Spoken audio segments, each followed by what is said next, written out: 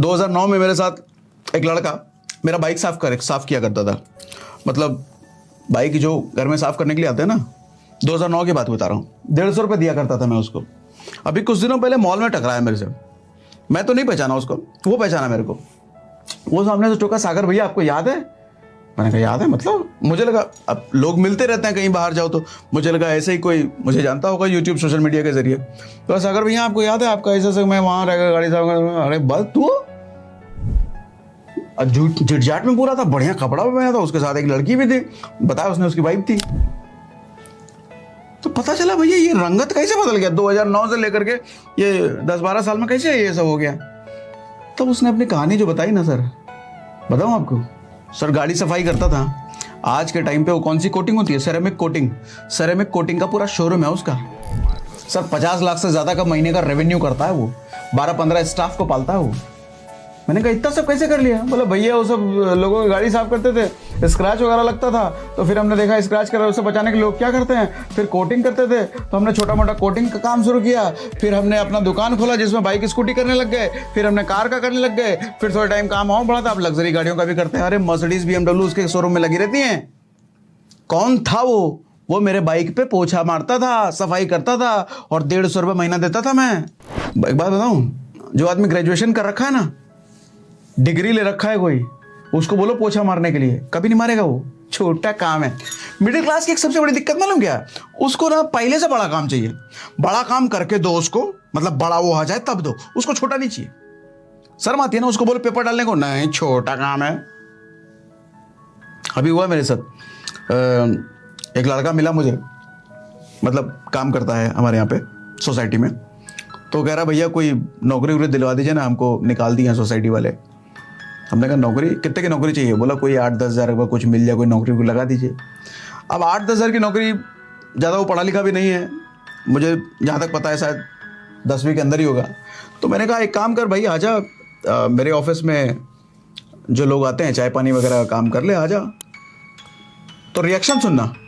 अच्छा पहले वो भी कुछ सफाई जैसा ही कुछ काम कर रहा था, एग्जैक्टली मुझे याद नहीं है, लेकिन वैसा ही कुछ काम करता था।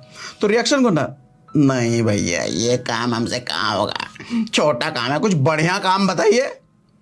तो मुझे लगा बढ़िया काम। मैंने कहा फिर आजा मैनेजर बन जा। तो कहता नहीं भैया हमसे होगा कहाँ, छोटा काम। अब समझना, छोटा काम उससे होगा नहीं, बड़ा काम वो करने के लायक नहीं है।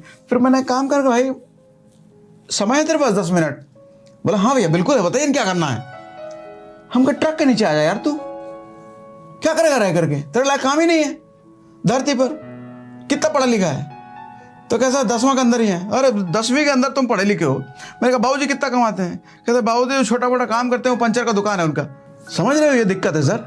आदमी ना सब कुछ बड़ा बड़ा चाहिए उसको, पहले से बड़ा करना नहीं है, सब कुछ पहले पहले से चाहिए। आदमी इसीलिए गरीब है। कौन सा ऐसा बिजनेसमैन देखो जो कि पहले से बड़ा काम उसको मिला? हर आदमी ने छोटा काम किया है।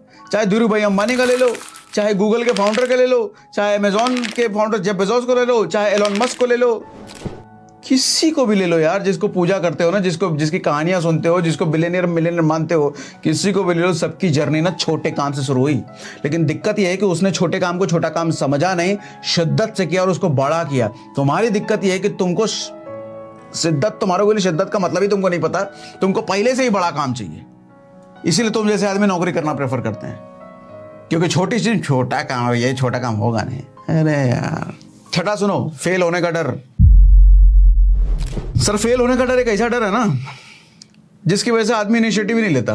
मैं नहीं कहता फेल होने का डर बुरा डर है, होना चाहिए, सबको होना चाहिए, और होता भी है, मुझे भी होता है। लेकिन फेल होने का डर से बचने का सर तरीका ऐसा है कि आप अपनी काबिलियत बढ़ाओ, अपने आप को और लायक बनाओ, अपने आप को और कैपेबल बनाओ, ताकि फेलियर ना मिले आपको, है ना। ज्यादा लायक बनेंगे तो फेलियर हो सकता है ना मिले। लेकिन ऐसा नहीं कि हराम खोरों की तरह अरे कहीं बिजनेस शुरू करने फेल ना हो जाए, छोड़ो बिजनेस शुरू नौकरी कर लेते हैं। अरे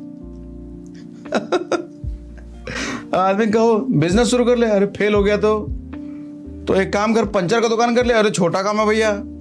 तो एक काम कर बाइक का शोरूम खोल ले, अरे नहीं चला तो एक काम कर स्टॉक मार्केट में इन्वेस्ट कर ले, अरे डूब गया तो एक काम कर SIP कर ले, म्यूचुअल फंड कम ले, अरे कंपनी भाग गई। तो ऐसे आदमी को मन करता है मैं बोलूँ एक कोहनी अगर तेरे सर पे मार कर तेरे धरती के अंदर धसा दें, मर जाए हैं तब। हर चीज में तो तुम जिंदा का है भाई? ऐसे आदमी को मैं कहता हूं रास्ते निकलो, ट्रक के नीचे आ जाओ, बड़ी जगह है वो। हंसी आती है मुझे कभी कभी ऐसे लोग मानसिकता सोच सोच करके। आजकल थोड़ा सा माँ बाप का भी दोष है इसमें, थोड़ा सा मैं कहूंगा ओवर पैम्पर्ड। क्या करें, लेकिन माँ बाप भी क्या करें, इमोशनल बनाया है भगवान ने उनको। वो नहीं चाहते कि मेरा बच्चा स्ट्रगल फेस देखे, मेरा बच्चा संघर्ष करे। और बाप माँ तो ऐसे प्राणी होते हैं, बच्चे का संघर्ष देख करके वो संघर्ष अपने सर पे ले लेंगे, लेकिन बच्चे को संघर्ष नहीं आने देंगे। लेकिन यही गलत है, यही गलत है सर। एक बाज का बच्चा जब पैदा होता है ना, वो बाज का बच्चा अपने बच्चे को ले उड़ान सिखाने के लिए ऊपर ले जाता है, आसमान में ऊपर छोड़ देता है। और जब नीचे जमीन पर टकराकर गिरने वाला होता है तब जाके वापस पकड़ लेता है, फिर ऊपर ले जाता है, फिर छोड़ता है। बार बार यही प्रक्रिया उसके साथ निभाता है तब तक जब तक वो छोटा बच्चा उड़ना ना सीख जाए। उसको भी लगता होगा अरे इतने देर छोटा, डरेगा मेरा बच्चा, डर जाएगा, नहीं करें तो बाज कभी बनेगा ही नहीं।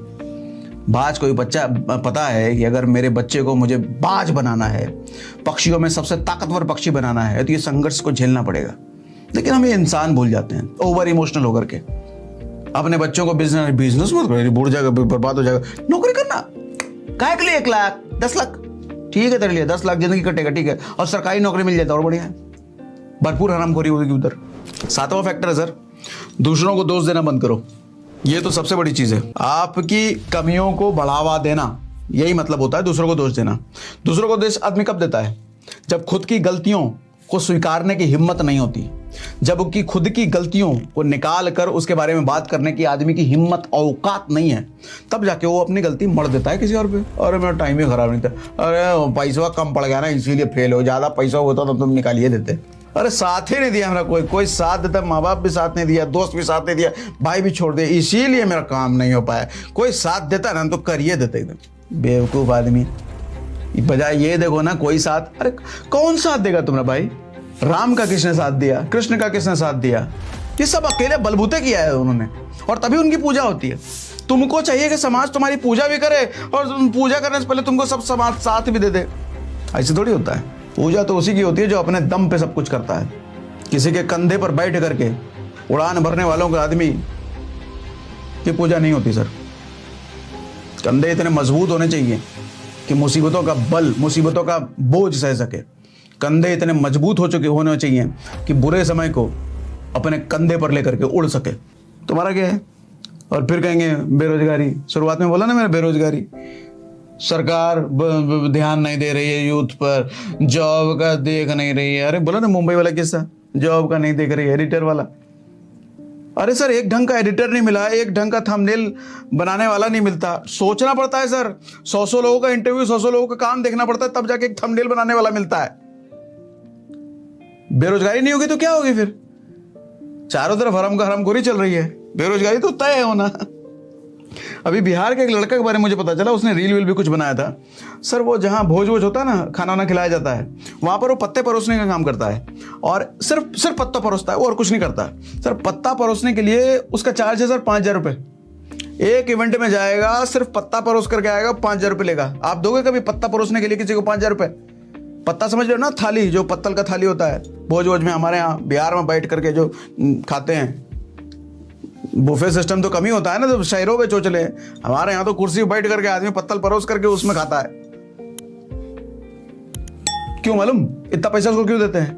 क्योंकि उसका पत्तल परोसने का जो स्टाइल है ना, एकदम फिल्मी स्टाइल में करता है। मतलब आम आदमी कर नहीं सकता जिस तरीके से वो खेल करता है पत्तों का, और एकदम सटीक आदमी के सामने जाकर के गिरता है। तो एक खेल देखने के लिए लोग बुलाते हैं उसके 5,000 रुपये। समझाना क्या चाह रहा हूं मैं सर, आप चाहे लैट्रिन साफ करने का काम करो, लेकिन लैट्रिन भी इस तरीके से साफ करो कि दूसरों को 500 रुपये दिया जाता है, आपको बंदा 50,000 रुपये दे, 5,000 रुपये दे, 10,000 रुपये दे। पता चले नहीं अरे ये क्या लैट्रिन साफ करता है, इसके लैट्रिन साफ करने के बाद मेरा 15 दिन तक लैट्रिन गंदा ही नहीं होता। शकल देखता हूं, शकल दिख जाता है कमोड में, ऐसा साफ कर देता है। ऐसा करो ना, कुछ अलग, माहिर बनो ना अपने काम में। तुमको माहिर नहीं बनना, सरकार कुछ कर दे, माँ बाप कुछ कर दे, पड़ोसी कुछ कर दे, दोस्त कुछ कर दे, विधायक जी कुछ कर दे, तुम्हारे लिए भी कहूंगा मैं, ट्रक के नीचे आओ, वही जगह तुम्हारे लिए सही। कुछ कर दे, फिर ट्रक वाला कुछ दिन कर देगा, किसी दिन कर देगा तुम्हारे लिए।